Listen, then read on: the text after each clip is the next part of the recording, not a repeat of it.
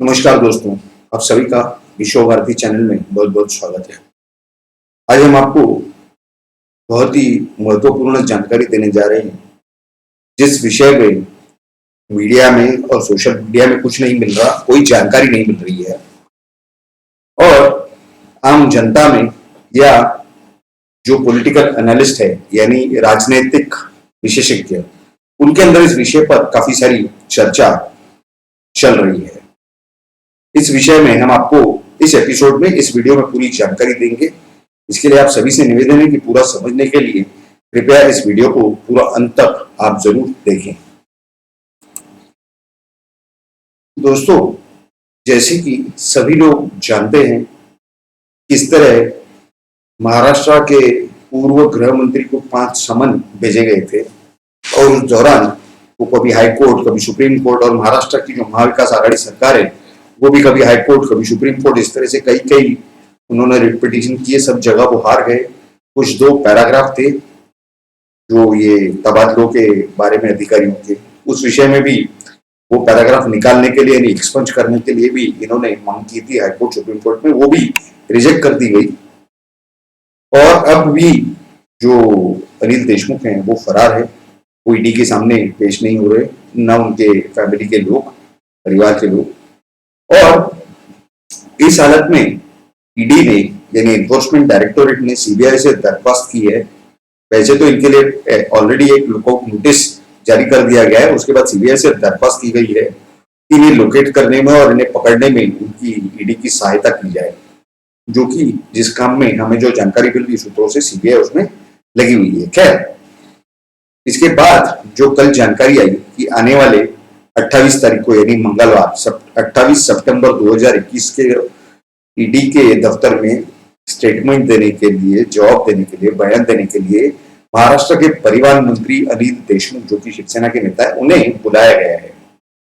जो तबादले हुए थे उसमें से जो पैसों की जानकारी ये सचिन वजे ने दी थी, 40 करोड़ रुपए, 20 करोड़ रुपए उन्होंने अनिल देशमुख को भेजे थे। उनके जो ये हैं संजीव पालंडे या पर्सनल सेक्रेटरी, जो भी उनके द्वारा, उसका कंफर्मेशन ईडी को ये पालंडे ने भी दे दिया। लेकिन दूसरे जो डेप्यूटी आरटीओ ऑफिसर थे बजरंग खरमाटे, उनके द्वारा,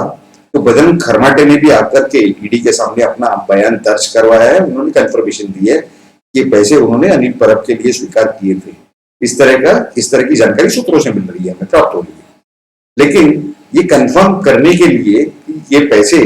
सच में अनिल परब के लिए थे या नहीं थे, और अगर थे तो क्या वो उनके खुद के लिए थे या फिर उनके कोई पॉलिटिकल गॉडफादर के लिए, या किसके लिए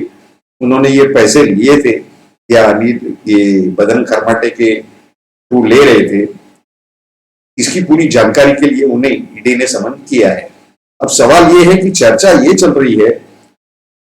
कि इस सरकार पर कब हथौड़ा पड़ेगा, महाराष्ट्र में संविधान का हथौड़ा कब चलेगा। इसके लिए एक संवैधानिक ढांचा है। सिर्फ law and order machinery collapse हो गई है, इस हिसाब से सिर्फ काम होना जरूरी नहीं है। देखिए, जब ईडी या ये सीबीआई या जब ये एनआईए जब भी किसी को बुलाते हैं और वो नहीं आता तो उसके लिए लुकआउट नोटिस जारी करते हैं वगैरह, वो उनके प्रोसीजर है। लेकिन इस केस में जो सामने है, इसमें ये जो दोनों मंत्री हैं, अगर अनिल परब भी उस केस में नहीं हाजिर होंगे और या फिर गायब हो जाएंगे, या इस तरह की अगर कोई परिस्थिति आती है कि वो नहीं जाते ईडी के कार्यालय, ईडी के दफ्तर, तहकीकात में, तफ्तीश में या इन्वेस्टिगेशन में कोऑपरेट करने, सहकार्य करने, तो ऐसे हालत में अगर ईडी अपने आप में सेटिस्फाई हो जाती है कि इन लोगों के पास जो आई हुई संपत्ति है, जितनी भी उन्हें लगती है कि ये अवैध तरीके से आई है या मनी लॉन्ड्रिंग से आई है, तो वो, या एक्सटॉर्शन से आई है, वो उसे जब्त कर सकती है। एक दूसरा, अगर वो समाधानी है कि इनकी जरूरत है इन्वेस्टिगेशन के सामने, इन्वेस्टिगेटिंग ऑफिसर के सामने हाजिर होने के लिए, बहुत जरूरी है, तो उस तरह का रिपोर्ट इनके बारे में भी और वो अनिल देशमुख के बारे में भी अगर वो केंद्र सरकार से या गृह मंत्रालय से करते हैं कि ये लोग सहकार्य नहीं कर रहे, लोग हाजिर नहीं हो रहे, अगर केंद्र सरकार इस विषय में समाधानी होती है तो वो राष्ट्रपति से सिफारिश कर सकते हैं कि आपके जो वहां प्रतिनिधि बैठे हैं, यानी राज्यपाल यानी गवर्नर राज्य के, उनसे कहा जाए कि उनके हाथ के नीचे जो सरकार काम कर रही है संवैधानिक तौर पे, उसे आदेश दिया जाए कि उनके जो मंत्री हैं मुख्य, क्योंकि देखिए राज्यपाल का तो किसी मंत्री से कोई ताल्लुक नहीं होता, काउंसिल ऑफ मिनिस्टर्स वो अपॉइंट करते हैं, नियुक्त करते हैं चीफ मिनिस्टर यानी मुख्यमंत्री का रिकमेंडेशन पर। तो अनिल परब कौन है और अनिल देशमुख कौन है, उससे उनका कोई लेना देना नहीं है। उन्हें सिर्फ इतना लेना देना है कि इस तरह के निर्देश केंद्र से यानी राष्ट्रपति से आने के बाद उन्होंने मुख्यमंत्री से कहना है कि ये जो पूर्व मंत्री हैं जिन्हें आपके कहने पर हमने शपथ दिलाई थी, आपके रिकमेंडेशन पर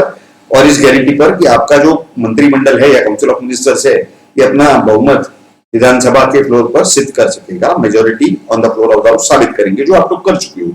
अभी ये जो मंत्रिमंडल है इसमें जितने मंत्री हमने नियुक्त किए हैं, उन्हें शपथ दिलाई, वो आपकी जवाबदारी पर। तो ये मंत्री या पूर्व मंत्री के लिए जवाबदार आप है। आपका काम है कि इन्हें ईडी के सामने, जो कि एक संवैधानिक नियमों के तहत, संवैधानिक कायदों के तहत कोई इन्वेस्टिगेशन कर रहे हैं, कोई तफ्तीश कर रहे हैं, कोई जांच कर रहे हैं, उसमें सहकार्य करने के लिए उन्हें या तो आप वहां भेजिए या उन्हें वहां हाजिर कीजिए। और इस तरह के निर्देश मिलने के बाद अगर किसी भी राज्य के मुख्यमंत्री अगर इस तरह के निर्देशों पर अगर अमल नहीं करते, उनकी पूर्तता नहीं करते, तो ये वहां कहा जा सकता है कि जो संवैधानिक ढांचा है वो या संवैधानिक मशीनरी है, वो यंत्रणा यानी संवैधानिक यंत्रणा वो काम नहीं कर रही है। और ऐसे हालात में इस तरह का अहवाल जाने के बाद में राष्ट्रपति वहां पर अपना शासन लगा सकते हैं, यानी राष्ट्रपति शासन या प्रेसिडेंट्स रूल उस राज्य में लगाया जा सकता है। इस तरह की परिस्थिति में क्योंकि हमने जिन संवैधानिक एक्सपर्ट से बात की, कॉन्स्टिट्यूशनल एक्सपर्ट से, उन्होंने इस विषय में खुलासा किया कि ये एक संवैधानिक प्रक्रिया है जिसमें थोड़ा समय जाता है,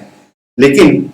उस सरकार यानी law and order machinery breakdown हो जाना ये अपने आप में कोई मैंडेटरी या जरूरी बात नहीं है। संवैधानिक ढांचा अगर वहां का खत्म हो जाता है, संविधान के तहत अगर सरकार चलने तैयार नहीं है, तो ऐसे हालात में भी किया जा सकता है। उनके जो राय थी उसके जो आधार था, उन्होंने बताया कि संविधान का जो पार्ट 6 है यानी भाग क्रमांक 6 भारतीय संविधान का, उसका अध्याय 2 यानी चैप्टर 2 के जो क्लॉजेस हैं, क्लॉज 163 एंड 164 यानी जो प्रावधान हैं 163 और 164 के हिसाब से,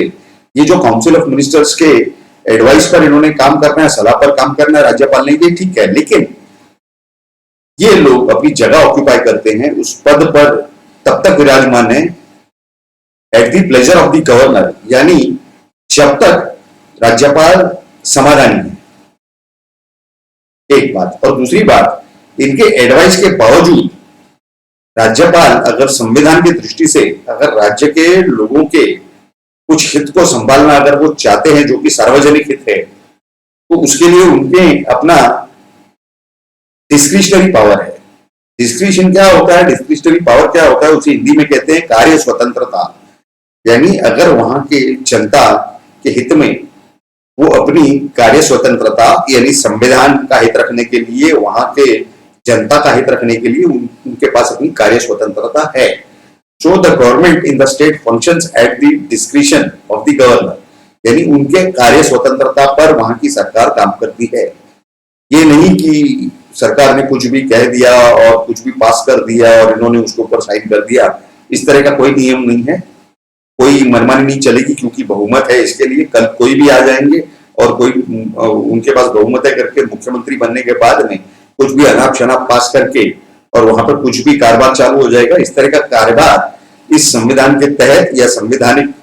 जो प्रावधान है उनके तहत नहीं हो सकता। संविधान का सबसे पहला कर्तव्य है जनता का हित, देश का हित, जनता का हित, राष्ट्र का हित। और अगर इसे छोड़ करके कोई भी सरकार, क्योंकि सिर्फ उनका बहुमत है वहां पर विधानसभा में, या इस वजह से वो कुछ भी जो है विधान परिषद और विधानसभा में बहुमत के कारण वो कुछ भी पास कर देंगे और वहां के राज्यपाल के ऊपर बंधनकारक होगा। इस तरह का कोई प्रावधान संविधान के अंदर नहीं दिया गया है। ऐसा जो मत है, ऐसा जो ओपिनियन है, ये कॉन्स्टिट्यूशनल एक्सपर्ट्स का ओपिनियन है। ये पूरी जानकारी हमें उन्हीं सभी एक्सपर्ट से मिली, तो हमने सोचा कि ये पूरी जानकारी आपके सामने जरूर रखी जाए एक बार, ताकि आपको भी ये समझ में आए कि महाराष्ट्र में संविधान का हथौड़ा कब और कैसे चल सकता है। ये जो प्रक्रियाएं वहां महाराष्ट्र में चल रही हैं और जिस तरह के संवैधानिक पिंजरे में वहां की सरकार अटकती हुई दिख रही है, फंसती हुई दिख रही है, उन्हें शायद इस चीज का ज्ञान नहीं है या इस चीज की जानकारी नहीं है। मराठी में कहते हैं कि या गोष्टी चीज जाणीव नहीं है त्यांना। इस तरह का हाल वहां महाराष्ट्र में बनता हुआ दिखाई दे रहा है, इस तरह की परिस्थिति दिखाई दे रही है। तो हो सकता है कि आने वाले महीने, 2 महीने या 3 महीने, बहुत बहुत तो 3 महीने, या अक्टूबर एंड तक या नवंबर एंड तक या फिर शायद दिसंबर एंड के पहले जरूर इस तरह की परिस्थिति पैदा होने जा रही है। जो हमने जो आपको अंदाजा दिया, जो जानकारी दी, इस तरह से लगता है कि आने वाले 1 से 2 महीनों में ये परिस्थिति आ जाएगी कि जब उन्हें राज्यपाल को, वहां के मुख्यमंत्री को जवाब देना पड़ेगा, या फिर इन लोगों को, ये जो भाग रहे हैं ईडी के जांच से, इन्हें ईडी के सामने हाजिर करना पड़ेगा और इन्हें वहां पर जवाब देना पड़ेगा कि ये जो अनाधिकृत तरीके से या गलत तरीके की जो इनकम है, ये किसके लिए ले रहे थे या स्वीकार रहे थे या मंगा रहे थे। ये खुद के लिए था या इनके कोई पॉलिटिकल बॉसेस थे या कुछ और था या क्या नहीं है। ये जो है पूरी इन्हें जानकारी केंद्रीय एजेंसीज को देनी पड़ेगी और उनके लिए ये आगे जाकर के बंधनकारक होने वाला है। ये भले कितना भी भागे, लेकिन मुख्यमंत्री वहां से भाग नहीं सकते और आखिर में ये जवाबदारी उन्हीं के ऊपर आने वाली है। इस तरह की परिस्थिति अब दिख रही है। आप सभी लोगों ने इस वीडियो को जो देखा और जो कंटेंट आपके सामने रखा गया, वो आपको कैसा लगा, इस विषय में जरूर आप नीचे हमें कमेंट करके बताएं। आप इस वीडियो को जरूर लाइक करें अगर आपको ये वीडियो अच्छा लगा हो, और आपके सभी दोस्त, मित्र, रिश्तेदार, अड़ोस पड़ोस के लोग, आपके काम में जो कलीग्स, आपके कार्य क्षेत्र में, उनके साथ, सभी के साथ इस वीडियो को जरूर आप शेयर करें। और आपने अगर अब तक हमारे इस चैनल को सब्सक्राइब नहीं किया है तो इसे जल्द से जल्द नीचे सब्सक्राइब करें। नीचे सब्सक्राइब के बटन पर क्लिक करें और उसके बाजू में जो बेल आइकन का स्विच है उस पर क्लिक करके ऑल नोटिफिकेशन, यानी सभी नोटिफिकेशन को ऑन कर दें, ताकि हमारे सभी वीडियोज और एपिसोड्स की जानकारी आपको तुरंत प्राप्त हो सके और आप सही सही जानकारी इन वीडियोज द्वारा तुरंत प्राप्त कर सकें। आप सभी लोगों ने इस वीडियो को पूरा अंत तक देखा, इसके लिए आप सभी का बहुत बहुत धन्यवाद। भारत माता की जय। जय हिंद।